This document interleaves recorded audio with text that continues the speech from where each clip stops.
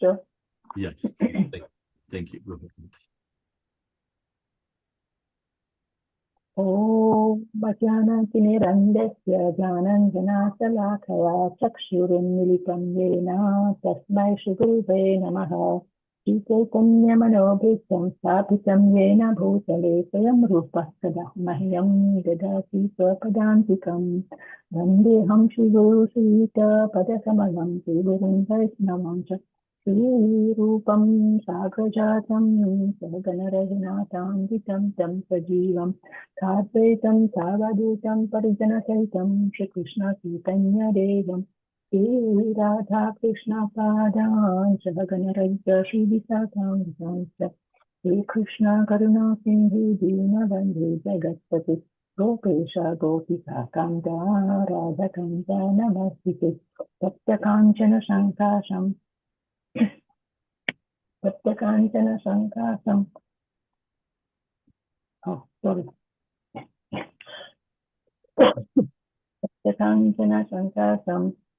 खाधे वृन्दावनेश्वरी वृषभानुसुते देवी प्रणमामि हरिप्रिये पाञ्चकल्पतरुभ्यश्च कृपा सिन्धुभैः पतितानां पावनेभ्यो वैष्णवेभ्यो नमो नमः।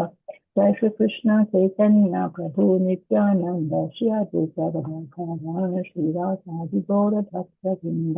हरे Krishna Krishna Krishna Hare Hare Hare Ram Ram Ram Hare Hare Hare Krishna Krishna Krishna Hare Hare Hare Ram Ram Ram Hare Hare Hare Krishna Krishna Krishna Hare Hare Hare Ram Ram Hare Hare.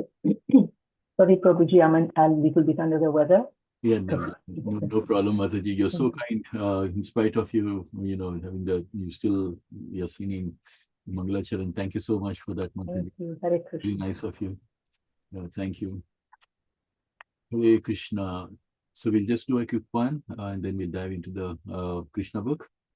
Jaya Radha Madhava Jaya Kunja Bihari Jaya Radha Madhava Jaya Kunja Bihari Jaya Gopi Jana Vallabha Girvaradari Yashoda Nandana Braja Jana Ranjana Yamuna Tira Vanachari Jaya Radha Madhava Jaya Kunja Bihari. Hare Krishna Krishna Krishna Hare Hare Hare Rama Rama Rama Hare Hare Hare Krishna Krishna Krishna Hare Hare Hare Rama Rama Rama Hare Hare Hare Krishna Krishna Krishna Hare Hare Hare Rama Rama Rama Hare Hare Hare Krishna Krishna Krishna Hare Hare Hare Rama Rama Rama Hare Hare. Hare Krishna everyone. It's so good to be back. Today morning, I just happened to be for a Gauranita installation in one of our devotees' home. And I was just wondering whether I can make it. The whole day we were there in the house and just seeing the beautiful celebration of Gauranitai being bathed nicely and having their bath and then dressing up so nicely and getting it and just being there in the deity room. It was so blissful to see, and so many, and of course, wonderful prasadam as always in our temples, in our devotees' homes. So it was so beautiful, and just coming over there, I felt so blissful to be again with our devotees here. So we'll be a very quick recap. We were just doing the chapter number 68, We are so fortunate. We covered so many chapters right from the beginning. If you see, we covered 68 chapters by the grace of Lord Krishna. We have been continuously going on in this. And thanks to other devotees also who did 2 chapters in my absence. And now we started off last week with the marriage of Samba. And we were covering the beautiful Leelas. And as we know, before every Krishna Katha, we remember how fortunate it is to listen to Krishna Katha, because Krishna himself says in Bhagavad Gita, Janma karma cha me divyam evam yo veti takataha chakta deham punarjanma naiti mameti. So Arjuna, Krishna says, those who are listening to Krishna Katha towards the end of their life, they will not come back again into this material world, but they will go directly to the supreme planet of Krishna, which is called as Krishna Loka. So Krishna is so kind, he's giving us his benedictions, but we should just make the best use of our time in hearing Krishna Katha. And I was just reflecting in manner in the afternoons, where after the aarti is there, we speak to the devotees about Lord Krishna and things like that. But sometimes we forget how fortunate we are. Imagine from the morning 4:30 onwards, all the devotees are continuously chanting the Hare Krishna Maha Mantra, and the whole environment in the temple room has been soaked with the transcendental vibration of Hare Krishna Maha Mantra.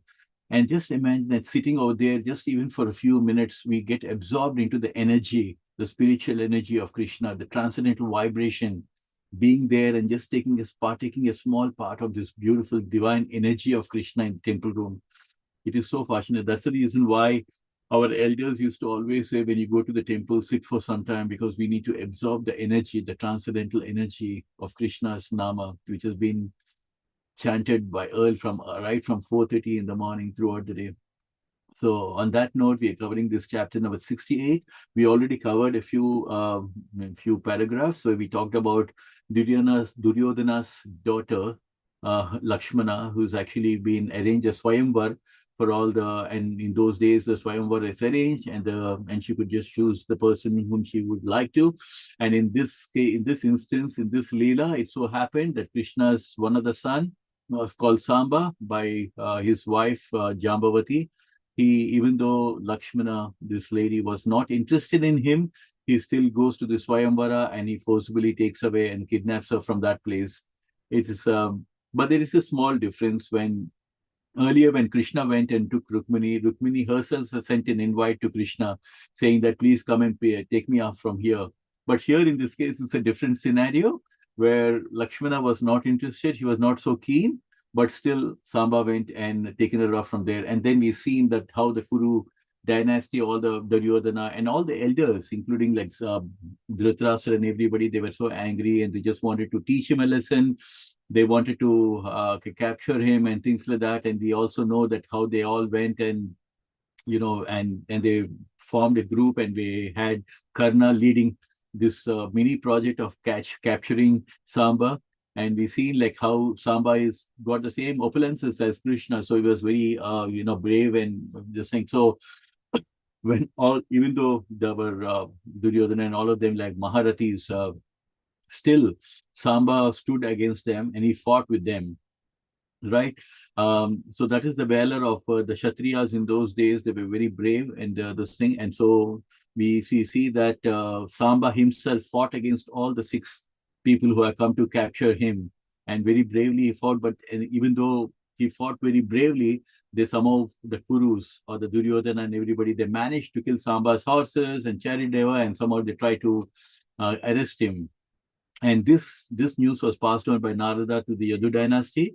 And then we know that last week we covered about how Balaram who wanted to go and even though it was the Yadu dynasty was very angry, they wanted to go and fight with the Kuru dynasty, but Balaram wanted to find a way out to settle the issue amicably, so that they will give Lakshmana and send Lakshmana along with Samba, release Samba and also send Lakshmana along with him.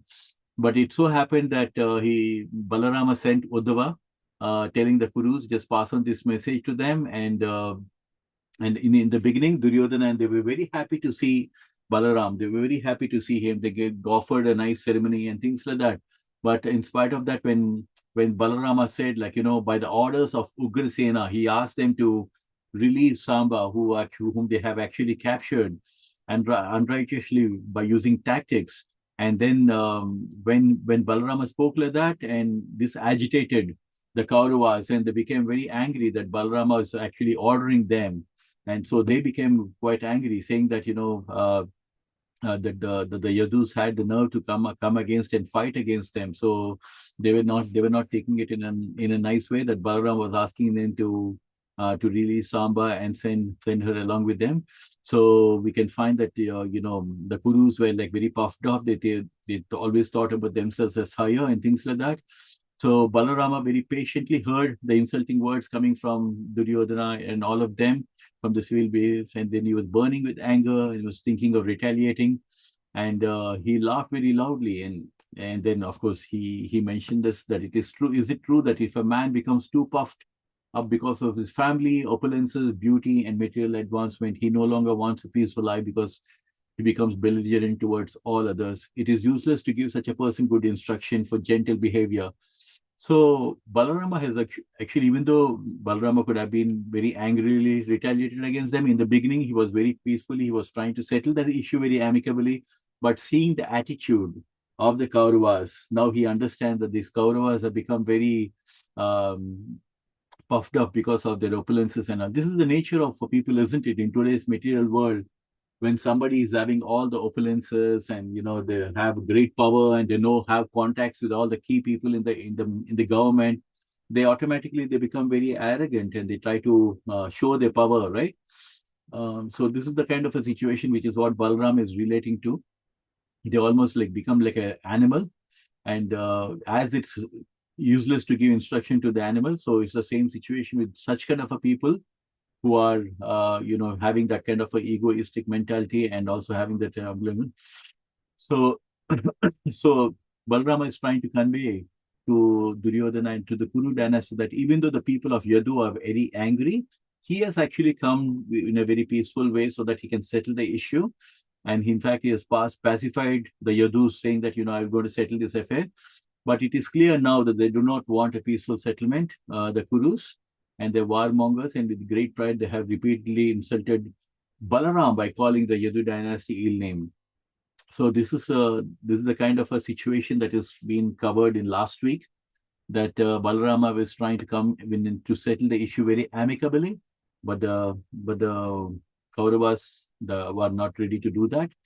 So here Balaram is saying, even the king of heaven, Indras, abide by the orders of the Yadu dynasty, and you consider King Ugrasena, the head of Bojas, Rishis, Andakas, and Yavanas, to be leader of a small phalanx, because that's the impression that Kauravas thought that they're the main people who are ruling all over the place, and they are the ones who given land to the Yadavas.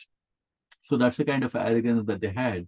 So here Balaram is trying to put some sense. He's trying to explain to, tell them, you consider that Ugrasena as as a leader of a small phalanx. And so your conclusion is wonderful. It's a way of mocking the Kauravas. You do not care for the king Ugrasena, whose order is obeyed even by King Indra. Consider the exalted position of the Yadu dynasty. They have forcibly used both the assembly house and the Parijata tree of the heavenly planets, and still you think that they cannot order you? Don't you ever even think that Lord Krishna, the Supreme Lord, can sit on an exalted royal throne and command everyone? All right, if your thinking is like that, you deserve to be taught a good lesson. You have thought it very wise that the royal insignias like the whisk, fan, white umbrella, royal throne, and other princely paraphernalia cannot be used by the Yadu dynasty. Does this not mean that even Lord Krishna, the Lord of the whole creation and the husband of goddess of fortune, cannot use this royal paraphernalia? The dust of King Krishna's lotus feet is worshipped by all the demigods. The Ganges water inundates the whole world, and since it emanates from his lotus feet, its banks have turned into great places of pilgrimage. The principal deities of all planets engage in his service and consider themselves most fortunate to take the dust of the lotus feet of Krishna on their helmets. Great demigods like Lord Brahma, Lord Shiva, and even the goddess of fortune and I are simply planetary parts of his spiritual identity. And still you think that you're not fit to use the royal, that he is not fit to use the royal insignia or even sit on the royal throne? Alas, how regrettable it is that these fools consider us, the members of the Yadu dynasty, to be like shoes and themselves like helmets. It is clear now that the leaders of the Kuru dynasty have become mad over the worldly position and opulence. Every statement they made was full of crazy proposals. I should immediately take them to task and bring them to my senses. If I do not take these steps against them, it will be improper on my part. Therefore, on this very day, I shall rid the whole world of any trace of the Kuru dynasty. I shall finish them off immediately.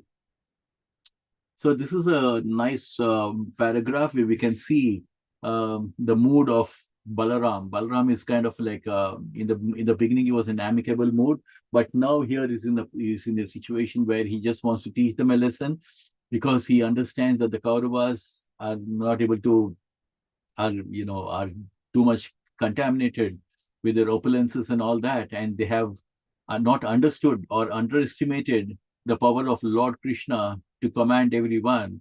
And they think that the Yadus are not fit to use the royal insignias like whisk fans and things like that. And here you can see Balarama, how nicely he's glorifying Krishna, because we know that on the Leelas, whether it is during the time of Treta Yuga, Balaram is none other than Lakshman, who was serving Lord Ram. And even Anantasesha, he is the same Anantasesha that's serving Narayana. And here you find even Balaram is serving Krishna and he's glorifying Krishna. He's always supporting Krishna. We seen earlier also when Krishna went to bring Rukmini Devi, it was Balaram was supporting and fighting against the people who are chasing them. So here Balaram is nicely glorifying Krishna, like, he's being worshipped. He is the Devadi Deva, the supreme personality of Godhead. He's been worshipped by all the great demigods. And even the gadgets emanate from his lotus feet, and you consider them is not him not to be afraid. So Lord Balaram is trying to mention here that it is time to teach these people a lesson and finish them off immediately. So can we just ask anyone who would like to read? I can read, Prabhuji. Yeah, Nishaji, please. Sure. Um, from where the highlighted one, right? Yeah, that's right. Okay. While talking like this, Lord Balarama seemed so furious that he looked as if he could burn the whole cosmic creation to ashes. He stood up steadily and, taking his plot in his hand, began striking the earth with it, separating the whole city of Hastinapur from the earth. And then he began to drag the city toward the falling water of the river Ganges. Shh, keep quiet, okay? This caused a great tremor throughout Hastinapur, as if there had been an earthquake, and it seemed that the holy city would be dismantled. Shall I continue, Prabhuji? Yeah, sure, Prabhupada Mataji. Sure. When all the members of Kuru Dasantya saw that city was about to fall into the water of Ganges, and when they heard their citizens howling in great anxiety, they immediately came to their senses and understood what was happening. Thus, without waiting another second, they brought forward their daughter Lakshmana. They also brought Samba, who had forcibly tried to take her away, keeping him in the forefront. 1 second, 2 minutes. I'll play. We will play. 2 minutes. Sorry, Prabhuji.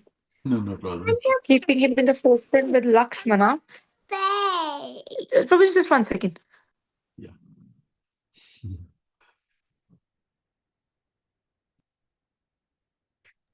Sorry, Prabhuji. In Yeah. They also brought Samba, who had forcibly tried to take her away, keeping him in the forefront with Lakshmana.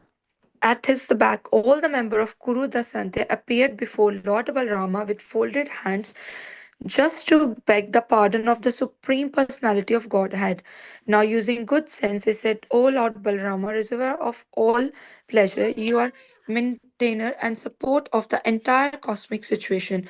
Unfortunately, we were all unaware of your inconceivable potencies. Dear Lord, please consider us most foolish. Our intelligence was bewildered and not sustainer and annihilator of the whole cosmic manifestation, and still your position is always transcendental. O all powerful Lord, great sages speak about you. You are the original puppeteer, and everything in the world is just like your toy. O unlimited one, you have a hold on everything, and like child's play, you hold all the planetary systems on your head. When the time for dissolution comes, you close up the whole cosmic manifestation within yourself. At that time, nothing remains but yourself lying in the casual ocean as Mahavishnu, our dear Lord. You, you have uh, sorry, I think I missed. You have appeared on this earth in your transcendental body just for the maintenance of the cosmic situation. You are above all anger, envy, and enmity. Whatever you do, even in the form of chastisement, is auspicious for the whole material existence. We offered our respectful obeisance unto you because you are the imperishable supreme personality of Godhead, the reservoir of all opulences and potencies, O creator of innumerable universe. Let us fall down and offer you our respectful obeisance again and again. We are now completely surrendered unto you.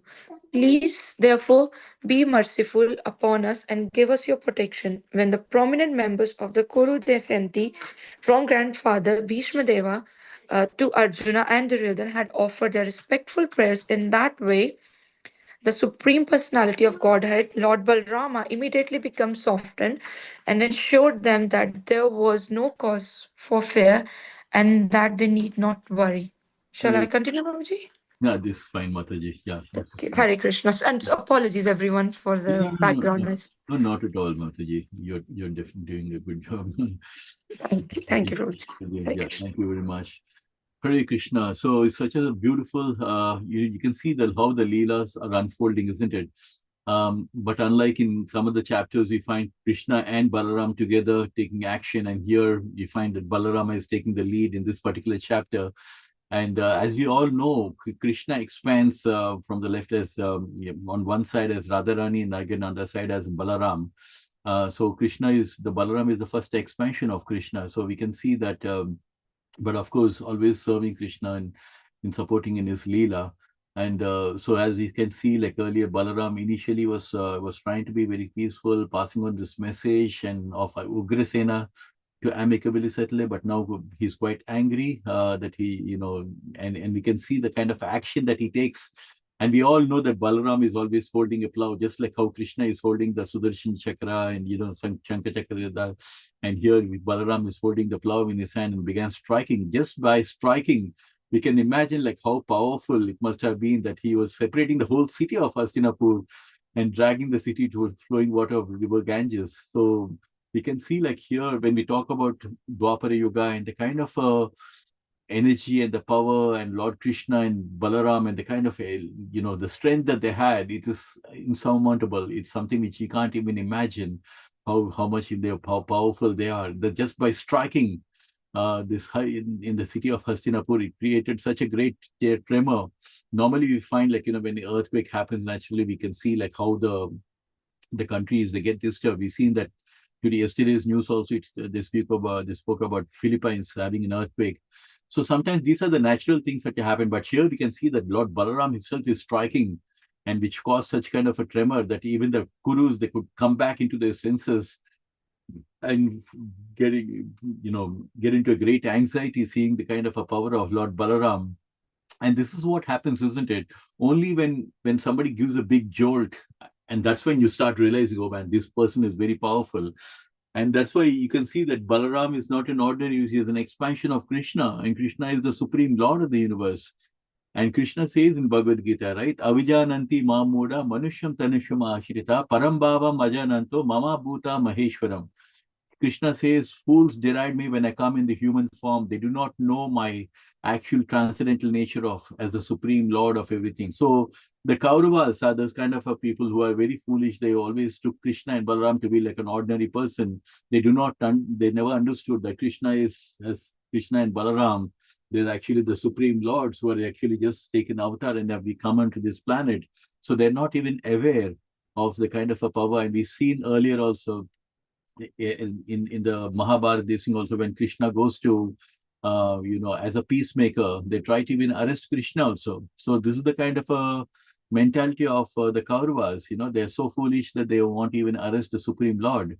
So, but now by just striking Hastinapur and causing such kind of a tremor, which became like an earthquake, now the Kurus have come back into their senses and they have brought Lakshmana and as well as Samba also, and now they are just offering their prayers. This is what happens, isn't it?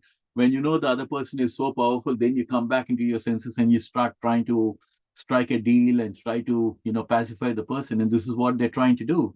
The Kauravas now understood the power of Balaram, and now with the folded hands, now they are begging, like, you are the reservoir of all pleasure, you are the maintainer and support of this cosmic, and and how they have considered. And here we're saying, dear Lord, please consider us most foolish. So the Kauravas themselves, they're accepting, they've been very foolish in trying to defy the supreme, Balaram, who's in expansion. And Balaram is known for the source of spiritual strength.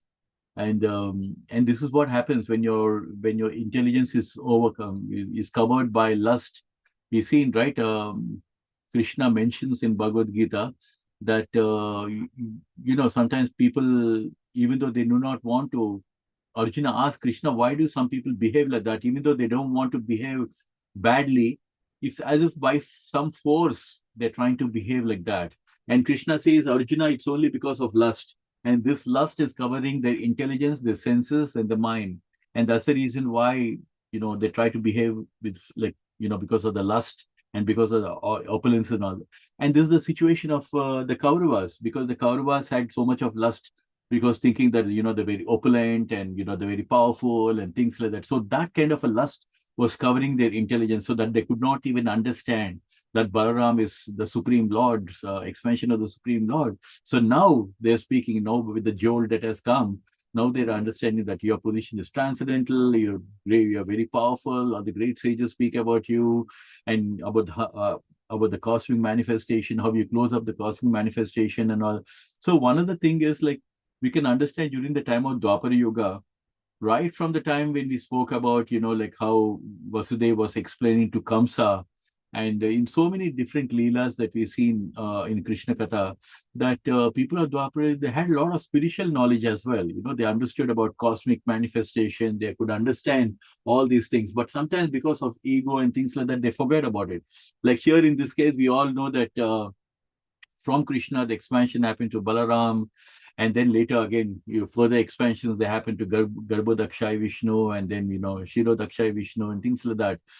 So, so here they're saying, like, that you close up the whole cosmic manifestation, you're lying on the casual ocean as Mahavishnu, and we all know that, right? I mean, about Mahavishnu, and that you have appeared on this in your transcendence just for the maintenance of cosmic situation. So they understand now, they're coming back into the senses, understanding the bigger picture, that Balram is just not an ordinary another person, but he's the one who's the cause of all causes. Like, he's the expansion of Krishna.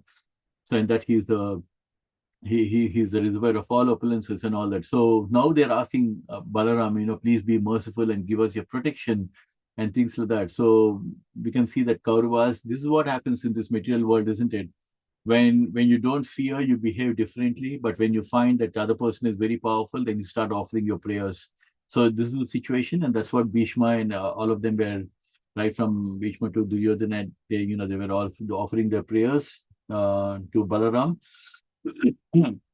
And also very interesting, when prominent members of Kurudat, right from grandfather Bhishma to Arjuna, and when all were offering their respective prayers in that way to Balaram, immediately became. And now again, Balram has been always quite equipoised in a way that even when when the Kurukshetra war happened, he never took part in the war as well. So here you can see that Balaram, even though he was in the beginning very amicable, and again he got angry, and seeing that they are repenting for it, he is again being passive. He is pacified, he softened his stand, and now he's assuring them that there is no cause for fear and they don't need to worry. So Balaram is assuring the Kauravas that it's fine now that they have come back to their senses. Anyone would like to read the next one? Do you want me to read, Prabhu? Yes, sorry, Prabhu, please go ahead. For the most part, it was the practice of the Kshatriya kings to inaugurate some kind of fighting between the parties of the bride and bridegroom before the marriage. When Samba forcibly took away Lakshmana, the elder members of the Kuru dynasty were pleased to see that he was actually the suitable match for her. In order to see his personal strength, however, they fought with him, and without respect for the regulations of fighting, they all arrested him. When the Jadu dynasty decided to release Samba from the confinement of the Kurus, Lord Balarama came personally to settle the matter. And as a powerful Kshatriya, he ordered them to free Samba immediately. The Kauravas were superficially insulted by this order, so they challenged Lord Balarama's power. They simply wanted to see him exhibit his inconceivable strength. Thus, with great pleasure, they handed over their daughter to Samba, and the whole matter was settled. You want me to continue? Yeah, Prabhuji. Need the paragraph, yes. Duryodhana, being affectionate toward his daughter Lakshmana, had her married to Samba in great pomp. For her dowry, he first gave 1,200 elephants, each at least 60 years old. Then he gave 10,000 nice horses, 6,000 chariots, dazzling just like the sunshine, and 1,000 maidservants decorated with golden ornaments. Lord Balarama, the most prominent member of the Yadu dynasty, acted as guardian of the bridegroom. Samba and very pleasantly accepted the dowry. Balarama was very satisfied after his great reception from the side of the Kudus and accompanied by the newly married couple. He started towards his capital city of Dwaraka. Hare Krishna. Hare Thank Krishna. you. Hare Krishna. Thank you, Prabhuji. That's very nice. I mean, this pure nectar, isn't it? When we read Krishna Katha, it's the twists and turns and how nicely the stories end, towards the end of the chapter. And it's so beautiful, isn't it? So we can see like how the story unfolds, like how Balaram is pacified, he's okay with it. And we've seen that, and we can bring to mind when we listen to Krishna Katha that how the situation must have been in those days of Dwapar Yuga, and that because the roles and responsibility are very very clear. Kshatriyas, they followed those rules, and Brahmanas, they followed these rules according to the nature. Um, Krishna mentioned that in Bhagavad Gita also, right? There's no caste system actually, but it was based on the nature and the quality of work that they did. But at the same time, when you say Kshatriya, they followed the rules of Kshatriya. So for the Kshatriya, during the marriage, they would organize this kind of a fighting between the bride and bridegroom. This is amazing. This is one of the ritual that was followed at that time. So it's very interesting to see, like, because one of the things they would like to know is like the power and valor. That's the reason why during the Swayamvara, they used to keep certain competition and things like that to see who's the best, most suitable person for the bride. And that kind of situations were there happening. And here we find that Samba, we seen earlier that all the Kauravas, they were chasing the Samba and they fought with the Samba. So they had a chance that they could actually see that that he's got all the valor and the power because he's the son of Krishna and obviously had all the equal opulences. So they could see and test that he's very much suitable for her, and that's what they already got a taste of it. They already seen him that how powerful he is, and now that with even with Balaram also they could see like because they instigated Balaram and now Balaram got very angry, so they could get a chance to even see Balaram's power as well. So now they have decided, okay, now they've seen both Samba in action, they've seen Balaram is his action as well. Now Duryodhana, they finally decided, they offered the prayers earlier, and now with great pleasure they're offering the daughter to Samba, and it's very interesting to see that right from the Dwapara Yuga, we talk about dowry and things like that in this Kali Yuga. I mean, like, there's a lot of debate that goes on about dowry, but we can see that during the time of Dwapara Yuga itself, the dowry was, taking place. But again, I feel if you really look at it from one point of view, because it was kind of a prestigious thing, and it was also kind of like, okay, the queen from here, the bride from here, she's going into a new place. So this is the kind of offer that they give, so that the royalty that they show, by offering to send along with the bride. So they gave 1,200 elephants and then he gave 10,000 nice horses. So we can just bring to mind what kind of opulence was there during the Dwapara Yuga. How could somebody give 1,200 elephant? We can't even give one elephant in these days. And in those days, the people, especially the Kshatriyas, they were so well-to-do and they had so much of this thing. I mean, just by dowry, if he is given 6,000 chariots and 1,200 elephants, what is the kind of elephants that they had with them? Because that they could give away 1,200. Obviously, they must be in thousands, right? So, and also 1,000 maid servants decorated with golden ornaments. So this is a kind of opulence, because in the last 1,000 years, the land of Bharat got invaded and we lost a lot. But actually, if we really go back into the Vedic knowledge and when we listen to this Bhagavatam, we'll get to have an idea that how opulent the land of Bharat was, that the people in those days, they were so rich and so opulent with so much of assets that they had with them. So Balram was very satisfied with whatever they offered. And so he accompanied the newly married couple and they were just going back to the city of Dwarka. So it seems to be like going in a very nice way. This is the mission that Balram came. He came to settle the issue amicably. So he was able to, now he's finally able to take them back to Dwarka. The last paragraph, anybody would like to? Hare Krishna Vrindavan Prabhu. Dandavat Pranam, long time. Hare Krishna, sorry, disturb for you. No problem at all. Dandavat Pranam. Anybody would like to read this last paragraph for this? Krishna Prabhuji, Yeah, should I read Prabhuji? Yes, Gayatri, please. I think Pawan Prabhuji wanted to read. No, it's okay, Mataji. We'll have to go now. Please go ahead, Prabhuji. I always Oh, read. okay. Prabhuji. Okay, no worries. Hare Krishna. Yeah. From Lord Balarama, right? Yeah. Okay. Hare Krishna. Lord Balarama triumphantly reached Dwarka, where he met with many citizens who were all his devotees and friends. When they all assembled, Lord Balarama narrated the whole story of the marriage, and they were astonished to hear how Balarama had made the city of Hastinapura tremble.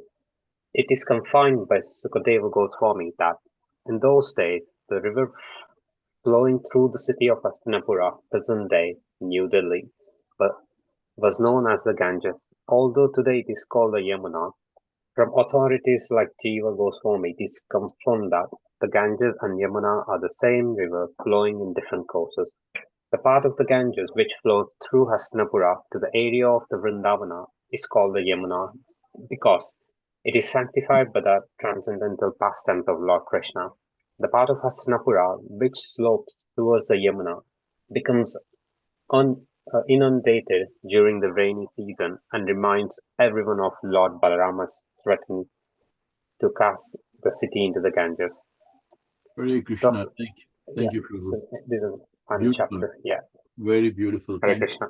Thank you very much. Very good. Very nice. So we can see that, this is something like the kings or anyone, like, when they go on a mission, they go and succeed in the mission and they come back. So here Balaram went with a purpose to settle the issue amicably and just bring them back. And he's able to now bring the couple back to Dwarka. And we can see that earlier also when Krishna took Rukmini back to Dwarka, that the whole Dwarka was rejoicing and they had a massive celebration and things like that. But here also in the same situation, Lord Balaram, when he's taking the couple back and, and all the cities, obviously they must be very thrilled to see them. And Balaram narrating the story and how he struck with the plow, the city of Hastinapur, which broke it in such a way and just dragging that he threatened them to drag Hastinapur to the Ganges. So we can see that from Sukadeva Goswami, that how the city of Hastinapur was known as, it was only called as Ganges, but just that part of the river that is flowing towards Vrindavan is actually now is as Yamuna because of the transcendental pastimes of Krishna. So it's very interesting to understand, the background of even the rivers, right? Even the rivers also, they had a story during the right, coming from Dwapara Yuga. And it's so interesting to see, right? Even now when we go and see in Vrindavan, you see the Yamuna River and then you see the Ganges over there and the story behind them, that even the rivers have a story behind them.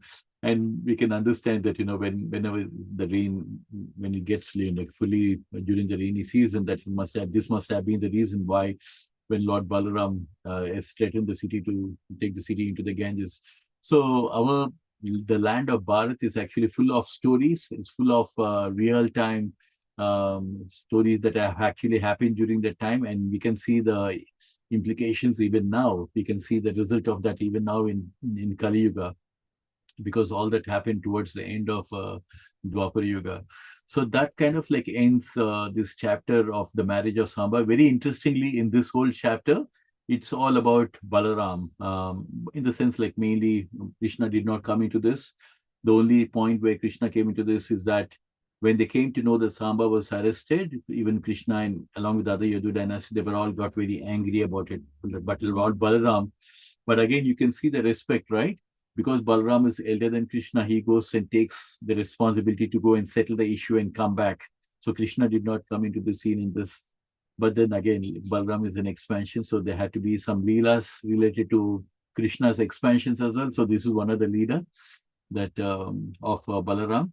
But another beautiful leela. Like I said, every leela is just full of nectar and so much we can understand, and we can understand from these leelas also the nature of the Kuru dynasty and how they have been, in the beginning, they're very open, they're kind of like very arrogant, and they try to, insult even to Balaram, but again they come back into the senses and and finally they try to pacify him, offer their obeisances to Balaram, and then finally offer their, Duryodhana is offering his daughter Lakshmana in the hand of Samba. So that ends our beautiful chapter. We just at 9 o'clock. We're going to stop over here, but we won't start another new chapter, because the new chapter is the great sage Narada visits the different homes of Lord Krishna. I did hear some leelas of great sage Narada, but I'm just going to hold my excitement for next week so that we can cover the leela of Narada and his astonishment, and to see like how Krishna has manifested, in the sense like how Krishna is expanded into 16,000 Krishnas, into each and every queen had a Krishna in the palace. So that's for next week. We're going to see. I'm very excited to cover that chapter as well, but we're going to be doing that next week. And that's under the chapter 69. There's so many beautiful ones which are still in store, which we have sometimes heard about it, but we do not know the more details. But now, thanks to the Krishna book, we can go dive into the details and try to understand. Because when we were young, when we were small and as a child, we used to hear about some of the incidents about Krishna, but we were not sure about it. But now, thanks to the Krishna book, we are going to go in detail. Krishna is returning to Hastinapur and meeting of Krishna with Sudama. This is very interesting because I have been to the place where Sudama himself has a temple in his name, which is like amazing. I was surprised to see that Sudama, there is a temple in the name of Sudama in a place called Porbandar in Gujarat. It's amazing. And the picture they have put up in the temple is that Lord Krishna is crying. He's having tears in his eyes while he's washing the feet of Sudama. And that was such a beautiful picture to show how Krishna values friendship, his childhood friend. Today's world, when you become very powerful and all, you try to forget your poor friends. But here, Krishna was not like that. So all these beautiful leelas that we're going to be covering. We got about 90, but we covered about 68. So it's so amazing, isn't it? We got some beautiful chapters here coming up. So I'm going to stop here. Any reflections, anything you would like to mention about? I would like to happily, we can address that. Any realizations, corrections?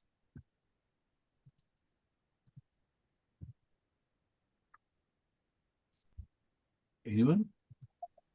Hare Krishna, Prabhuji. Thank you. Thank you for reading so nice and explaining about the pastime of Samba's wedding. And one thing I would like to point out here, that as you said, how India was opulent, how the Kshatriya, how the kings were very opulent to give dowries to their daughters. But there is nothing, no mentioning of on the groom part asking. It's the bride party who were always giving like freely, without any pressure. But if you take in the context of nowadays, It's kind of a not request, command, right? The command, we need this, we need this, we need this. So what happens then? Then when you marry a daughter, a girl from another house, you bring to your house, and then your family, the girl's family is giving so much. Of course, the girl has power now.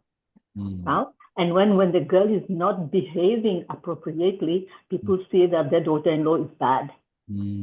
So where does the bad come from? From your demand, right? If you haven't asked for dowry, if you haven't put that kind of power in the girl, yes, my father has given this, my father has given, I have the right, right? But before, I don't mean like far, far away, like 50, 60 years ago, even nowadays, some people will marry their son to a daughter who is very cultured, who has a culture, who has the good manners. So then you don't ask, these people don't ask, you know? Absolutely. When one of my daughter was getting married in India, first condition was no asking about dowry. Even after I'm in the position of giving, I don't want that. Then my son was we are Vaishnavas, we don't ask for that, for dowry. So that was my first. But just see how bad situation is being. Sometimes they even kill their daughter-in-law just because no dowry.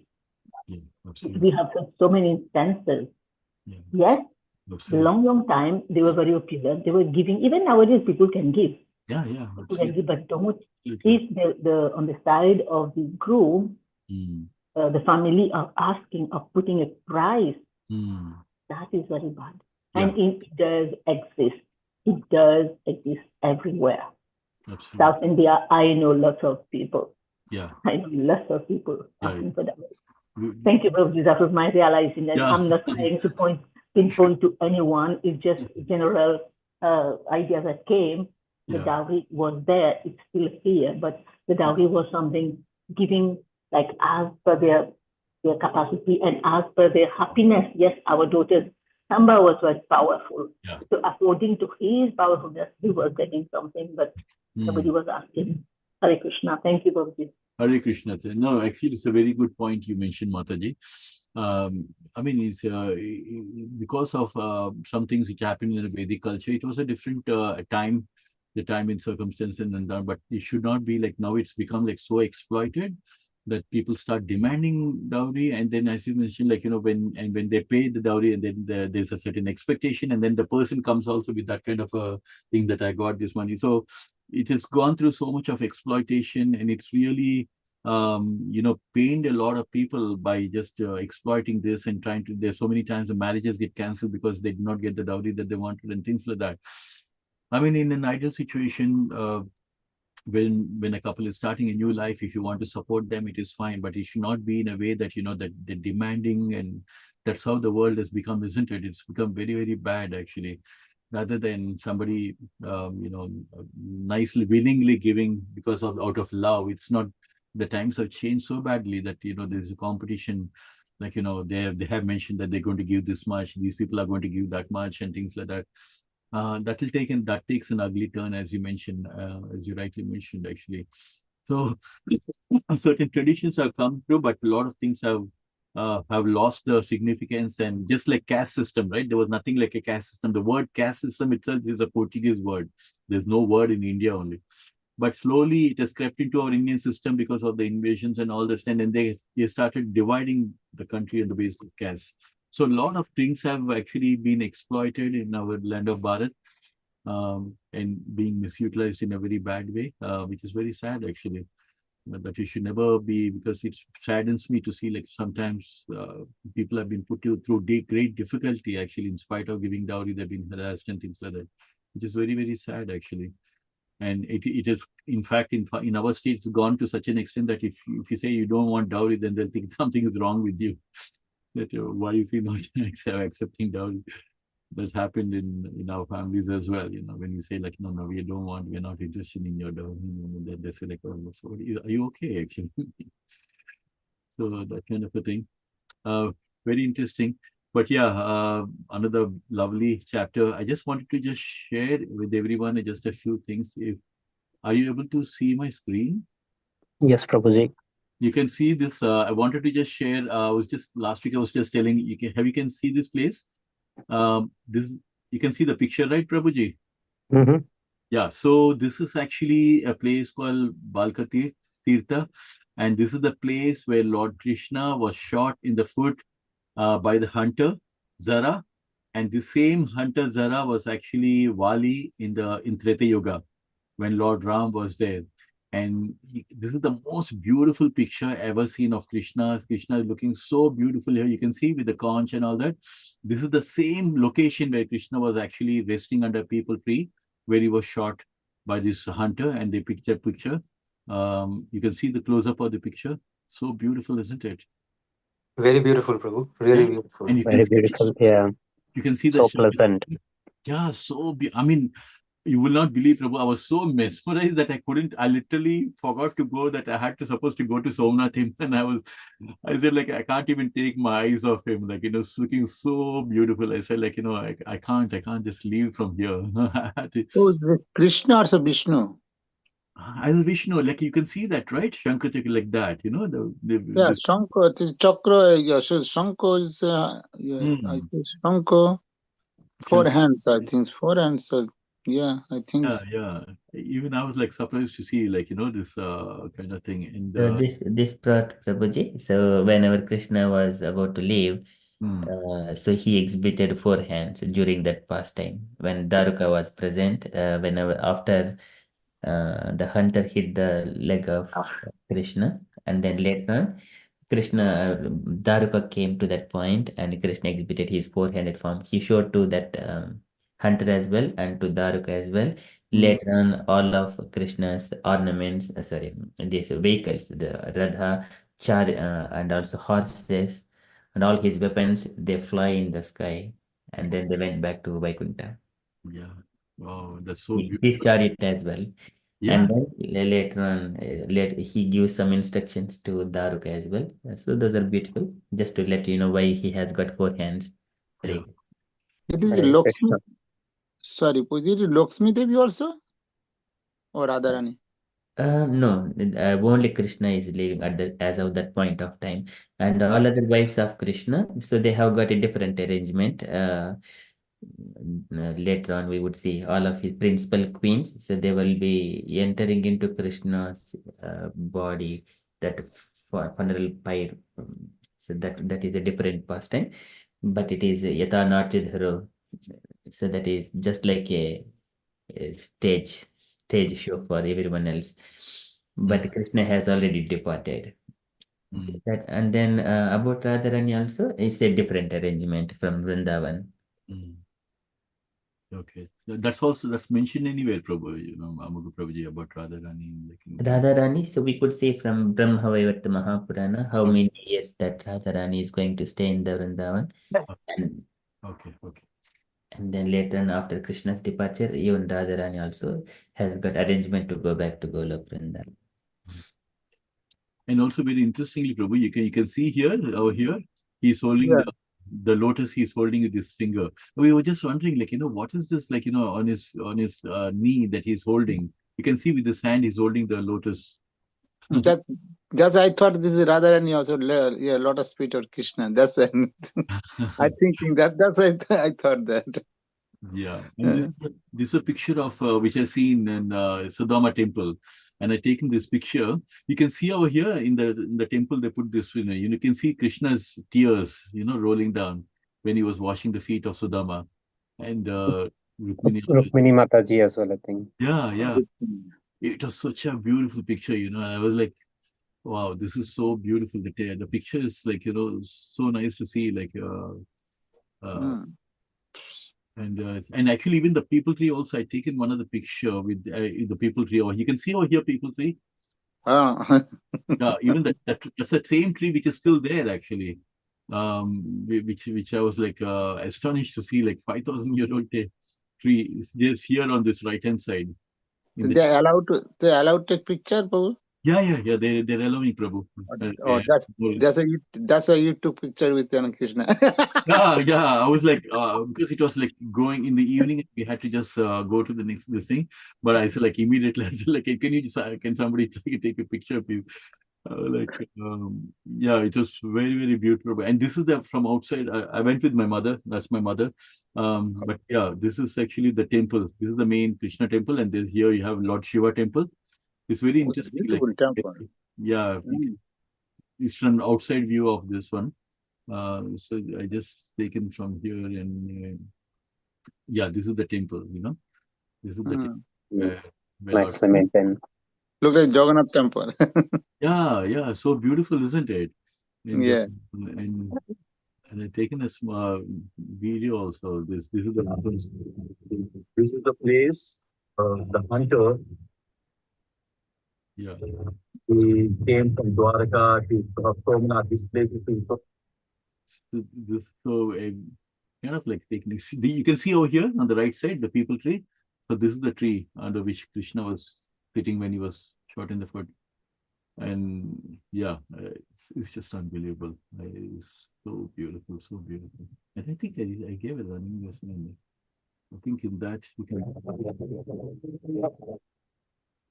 And how lucky are the people out there? And I think there is an ISKCON temple nearby. The place, the final moment where Lord Krishna was shot in the foot by this hunter here. These are the final moments where Lord Krishna's um, left the eternal abode after being shot over here. And this all happened in the days of Somnath. It is Gopal also temple down bottom. Oh. That is small. That is Gopal. Small deities. Yeah, the small here, right? Yeah, Gopal. Yeah, small one. Yeah. Krishna's deities, yeah. Amazing. Prabhu, like for me, I was like, this place, I was not expecting that it's going to be so beautiful, but I think this was very, very something which will stay in my memory for a long time, actually. This very, very nice. And also the place of Dwaraka. Dwaraka also we covered actually somewhere. So this is the play on the way to Bait Dwaraka. Where I believe earlier people used to go by boat, but now it's you can go by the bridge. And this is Rukmini Devi temple. There is a temple for Rukmini Devi.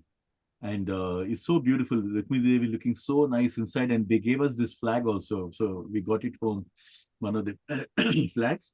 And also it is mentioned that, then Durvasa Muni has cursed Krishna and Rukmini that they're going to live separately for 12 years. So this is Rukmini Devi's temple. And then you have Dwarka Devi's temple, which is 30 kilometers from there. From Krishna's place. So it's beautiful. Very in the architecture and all that is very, very nice in this one, in this temple as well. Very small one, but it's looks good actually. You can see like a small bit of this thing I have taken. Wow, that's so beautiful. Yes. So nice. The Rukmini Devi temple is like Hare Krishna, everyone. Yeah.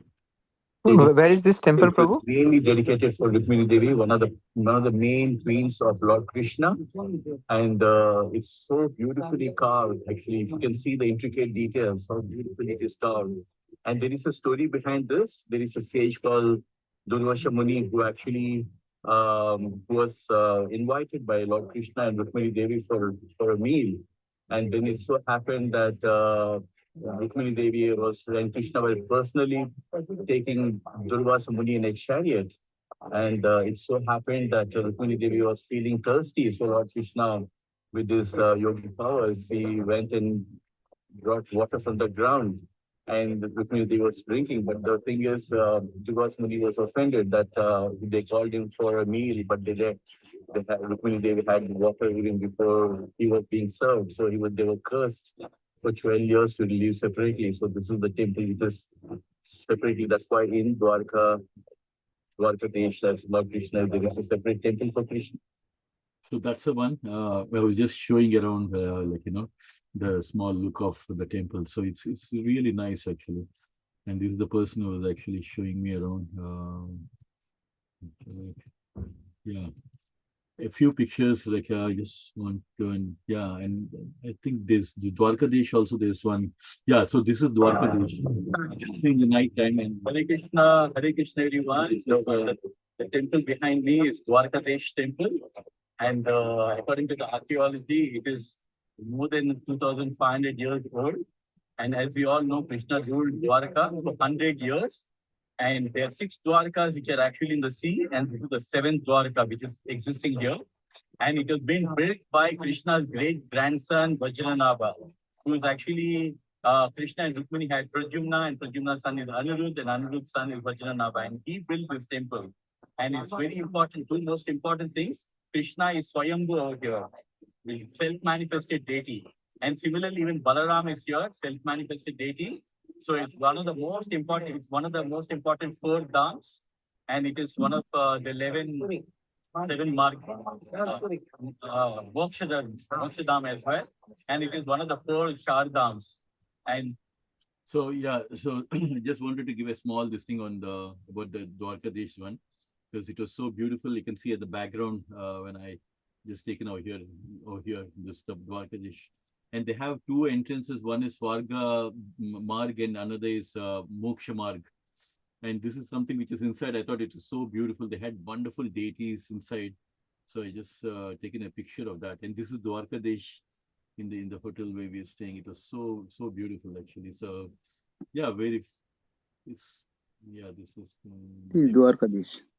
No, that is Tirupati actually. This is yeah, but this one earlier which I shown, this is Dwarkadesh. Yeah, this is Dwarkadesh. Yeah, so beautiful, isn't it? Yeah, it's, also you also very handsome. My biggest joy is every time I go only with my mother. So because we both are like best friends, we travel together. So she so patiently she came to Tirupati, and both of us we went from Tirupati to Dwarka, from Dwarka to Somnath. So yeah, we just we stayed in a nice, beautiful place where we could see the What city. is this is Balaji or what is this? Yeah, this is Balaji. This is Balaji. So beautiful! Wow. Yeah, very So beautiful. nice. Yeah.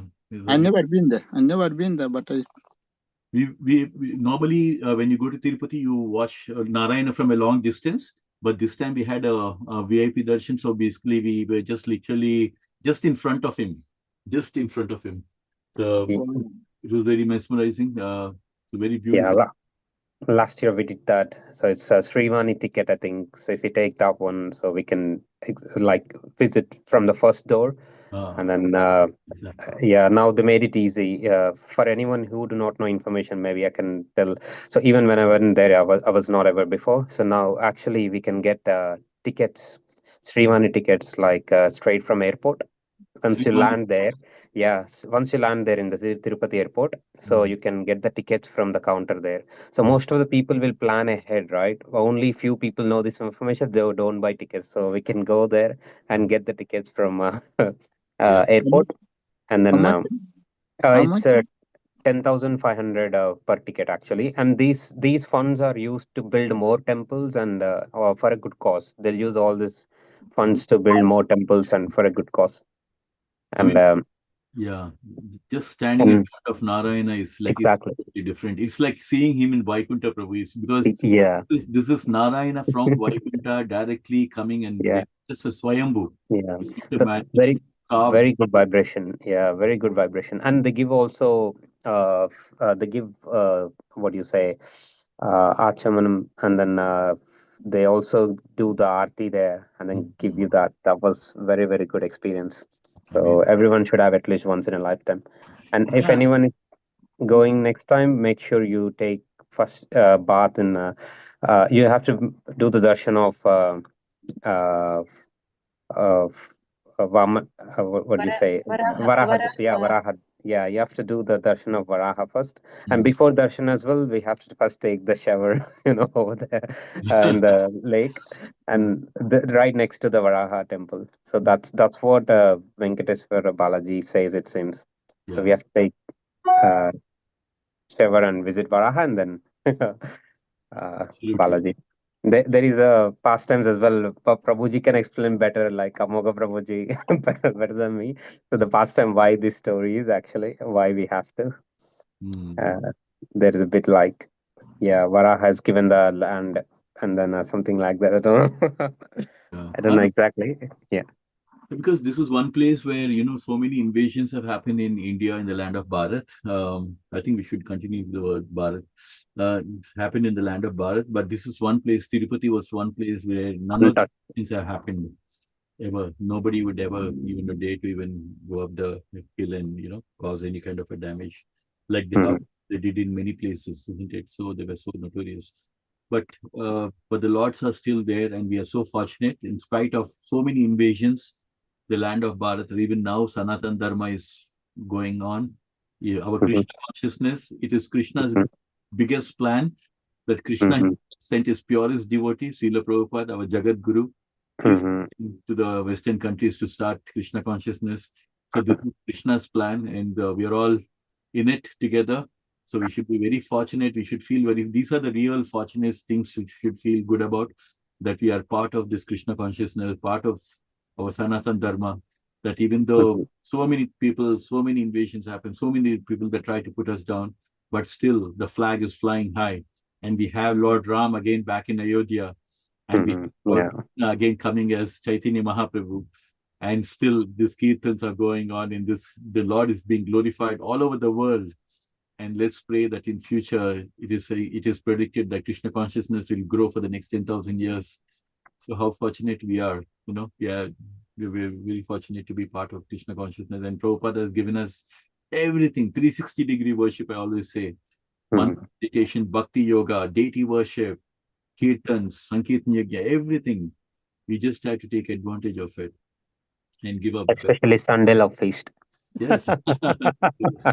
Yeah, absolutely. I know. Any other comments? I just wanted to just show, the trip that we went, just a few slides. Thank you so much for giving this. Nice, good, very good, Bob. It's nice show. Yeah. Wonderful in temple, stories for temple, history. It's very good, nice. Yeah, I did very good. I did one more small video in front of Narasimhadev temple in my hometown, Simhachalam. So that was another one where even I didn't know when I grew up that actually the deity of Narasimhadev was actually worshipped by Bhakta Prahlad himself. So that's our fortune that we all, our roots are there in land of Bharat. We are very fortunate that way, that the Lord themselves, they were actually walking on that part of the planet. So what can be more greater than that? So no further comments. If there's anything else around the table, Nisha ji, Gayatri ji. My comments, Prabhu, welcome back. Prabhu, nice to see you. That's my comments, little bit. Thank you, Vrindavan Prabhu. We always have a nice bonding whenever we meet. In manner, hopefully I'll see you sometime. Yeah. Amaga Prabhu, anything you would like to add?